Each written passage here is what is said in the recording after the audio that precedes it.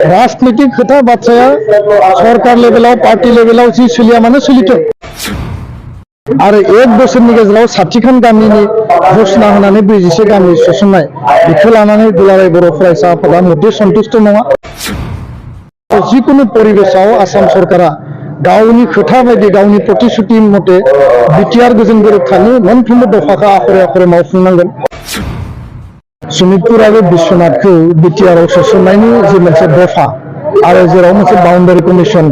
बे कमिसना खामानि मावगासिनो थाखानाय एसटिनि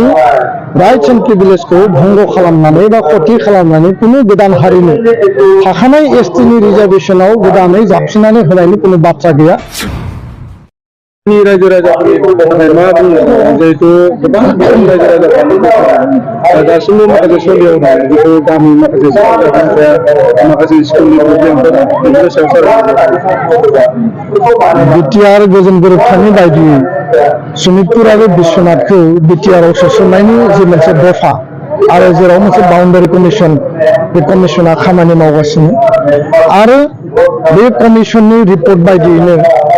60 खान गामि आसामनि गिबि मन्थ्रिया 26 जानुवारि 2023 आव फोसावदोंमोन आरो दिनै 2 नभेम्बर 2023 42 गामि बेयाव सोसननाय जाबाय। दुलाराय बर' फरायसा आफादनि स्पष्ट बाथ्राया बेनो जे आसाम सरकार आरो बाउन्डारि कमिसन जि मोनसे खोथा बायदि बिथांमोना खामानि मावनांगौमोन प्रतिश्रुति बायदि बिथांमोना खामानि मावनांगौमोन 4 बोसोराव 42 गामि जि सोसननाय आरो 1 बोसोरनि गेजेराव 60 खान गामिनि घोषणा होनानै 42 गामि सोसननाय बेखौ लानानै दुलाराय बर' फरायसा आफादा मोनसे सन्तुष्ट नङा आरो बेखौ लानानै दुलाराय बर' फरायसा आफादा फावसायनायनिबो बाथ्रा गैया। दुलाराय बर' फरायसा आफादनि स्पष्ट मतामतआ जाबाय जिकुनु पर्यायाव जिकुनु परिबेशआव आसाम सरकारा गावनि खोथा बायदि गावनि प्रतिश्रुति मथे बिटिआर गोजोन गोरोबथानि मोनफ्रोमबो दफाखौ आखरे आखरे मावफुंनांगोन। दफा मावफुंनाया सोलिगासिनो दङ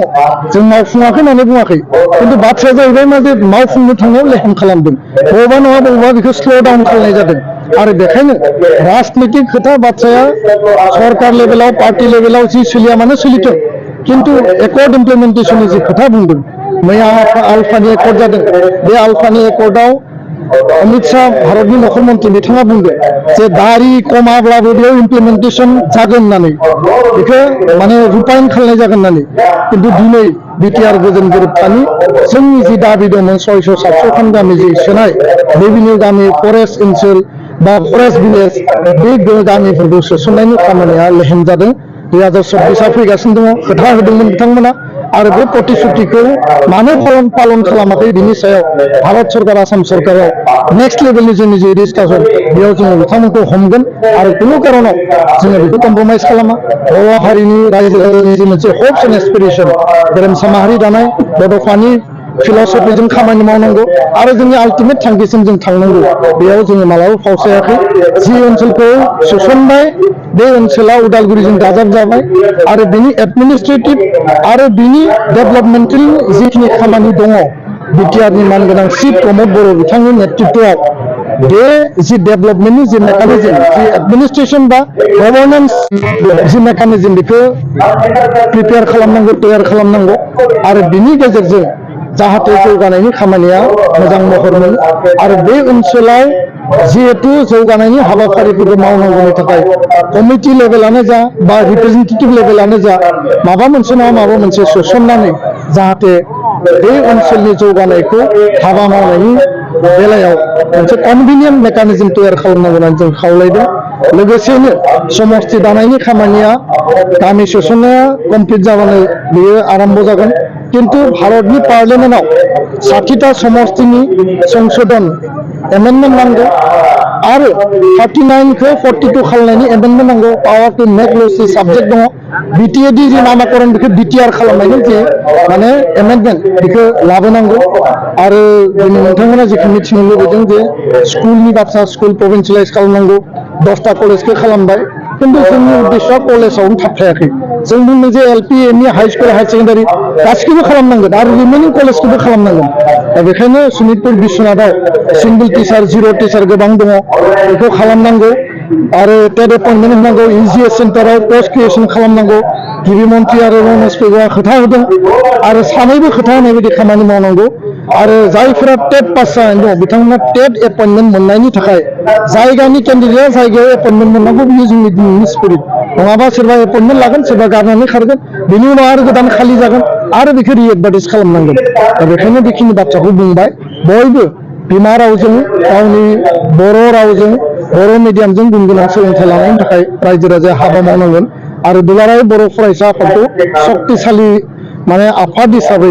जिखिनि सुंथानानै मदद होनानै दिनैसिमबो रायजो राजाफ्रा गोसोआव आत्मबिश्वास लानानै मोनसे मदद होबोदों बे मददखौ कन्टिनिउ होलांबाय थानांगौ आरो बिनि गेजेरजों सुक्तिनि दफाफोरखौ मावफुंनायाव जों शक्तिशाली भाबै भारत आरो आसाम सरकारखौ प्रेसार होनो हागोन जों कुनु दल नङा कुनु जों सरकार नङा जोंनि खामानिया जाबाय प्रेसार होनांगौ आरो जोङो प्रेसार होनाय खामानियाव एक बिन्दुबो जों फावसायाखै कुनु कारनाव कम्प्रमाइज खालामनाय गैया बिटिआर काउन्सिल आसाम सरकार भारत सरकार 3 टायार मेकानिजमाव एकर्ड इमप्लिमेन्टेशना गभर्नमेन्ट टु गभर्नमेन्ट लेभेलाव सोलिनांगौ आरो जोंनि लेभेला जाबाय रायजो राजानि हप्स एन्ड एसपिरेसनखौ लानानै जोङो बेखौ दाबि खालामगोन आरो बेखौ जोङो मावफुंनायनि थाखाय प्रेसार होगोन बे बाथ्राया ओरैबायदि स्पष्ट जे आसामाव मोनसे केबिनेट ग्रुप अफ मिनिस्टार मोनसे दानाय जादों committee four group of minister's आरो बिथांमोना 6 जनगोष्ठीया मोनद' हारिया जि एसटि दाबि खालामदों बे दाबि खालामग्राफोरनि जिखिनि बिथांमोननि क्राइटेरिया बिनि सायाव एग्जामिन खालामदों नायबिजिरदों आरो गोबां बिथिंखौ बिथांमोना स्टाडि खालामदों स्टाडि खालामनायनि उनाव बिथांमोना रिपर्ट होनांगौ बियो 2019आव थांनाय सरकारनि समाव बियो दानाय जादों आरो बे केबिनेट जि साब कमिटि दङ बा ग्रुप अफ मिनिस्टार दङ बिथांमोना दिनै बै मोनद' आफादजों बा हारिजों सावरायबाय थादों जों नुदों खोनादों खिन्थु जोंनि बाथ्राया जाहैबाय स्पष्ट जे थाखानाय एसटिखौ एक्जिस्टिं एसटिखौ खहा खालामनानै जोंनि राइट्स एन्ड प्रिभिलेज जोंनि संबिधानिक आरो राजखान्थियारि अधिकारखौ जोंनि 10% जि रिजार्भेसनखौ भंग खालामनानै बे पलिटिकेल लेभेलावनो जा बा बियो ग्रासरुट लेभेलावनो जा एडमिशन एपइन्टमेन्ट जि लेभेलावनो जाया माने थाखानाय एसटिनि राइट्स एन्ड प्रिभिलेजखौ भंग खालामनानै बा खथि खालामनानै कुनु गोदान हारिनो थाखानाय एसटिनि रिजार्भेसनाव गोदानै जाबसिननानै होनायनि कुनु बाथ्रा गैया आरो बेखौ कुनु कारनाव खालामनाङा बेनि थाखाय भारत सरकार आसाम सरकारखौ जोंनिफ्राय सिसिट'आ ट्राइबेल संघ गासै 19टा ट्राइबेल अर्गानाइजेसनफ्रा जोङो वार्निं होनानै दोननाय जादों आरो बेबायदिनो आदिबासिनि जि एकर्डआव एखे खोथाखौनो लिरदों जे ग्रुप अफ मिनिस्टारा जि एग्जामिन खालामदों स्टाडि खालामदों बेबायदियैनो उनाव नायबिजिरनाय जागोन आरो मैयानि एकर्डआवबो 3आव बे खोथाखौनो लिरदों जे बेखौ एकर्डनि उनाव एक्सपेक्टेड खालामनाय जागोन दा खोथाया जाबाय बिथांमोना अधिकार बिदों बिथांमोननो अधिकार होनायाव जोंहा आपत्ति गैया किन्तु थाखानाय एसटिनि अधिकारखौ कुनु कारनाव होनाङा कुनु कारनाव होनो मोना आरो होनायनि बेलायाव जों कुनु कम्प्रमाइज गैया मा अधिकार होगोन इकनमिक अधिकार होगोन बिथांमोननो माने एजुकेशनेल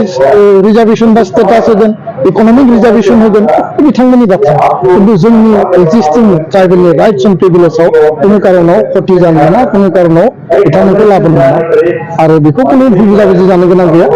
बे खोथाखौ एकर्डनि मोनसे स्पिरिट हिसाबै लिरदों बे बाथ्राया जाहैबाय मा जे बेखौ लानानै बिथांमोना कनसेन्सास जायाखै होननानै अलरेडि बिथांमोना गावसोरनि प्रेस बिबाव होदों आरो फारसेथिं बे बाथ्राखौ लानानै दुलाराय बर' फरायसा आफादाबो इसिंजों आरो बायजोजों भारत सरकारखौ थांनाय समावबो आरो नैबे समावबो जोङो प्रेसार होनानै बिथांमोनखौ जोङो मोनसे लेभेलाव माने कनभिन्स खालामनानै दोननो हायो।